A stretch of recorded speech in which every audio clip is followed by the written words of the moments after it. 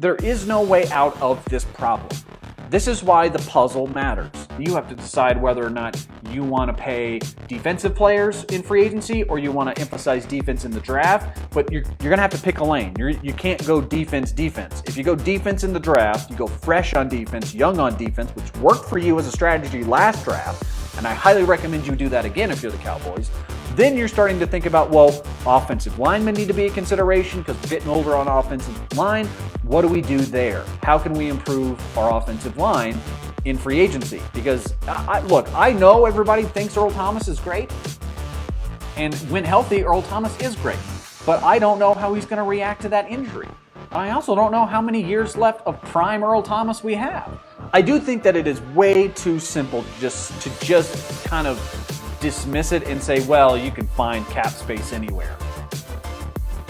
I mean, okay, all right, explain yourself if that is your strategy here. Chris says, Dak is worth about $18 million a year. He's a winner.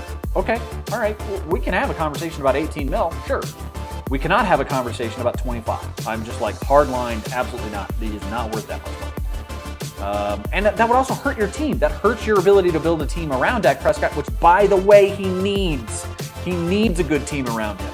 If he doesn't have a good team around him, the Cowboys are a disaster. If they are paying $25 million a year Dak Prescott and they can't pay other players, they can't give him an offensive line that he needs, they can't give him the defensive personnel that he needs. DeMarcus Lawrence is worth $20 million a year, and they may end up having to pay him that much. I would say at the bare minimum it's $15 million a year, and he may end up getting 20, maybe even north of 20.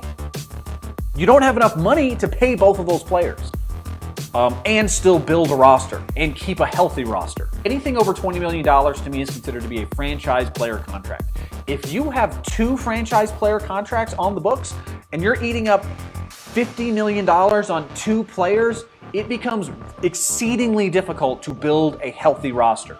Are you willing to make those concessions to pay Dak Prescott? Because if you're saying, yes, Dak Prescott is more important to the Dallas Cowboys than all of those other things, and that we don't need a healthy roster around him, he's good enough to carry it by himself, then absolutely do it.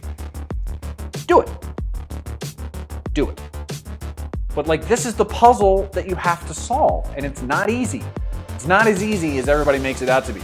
We're so dismissive. It's just like, well, anybody can find salary cap space.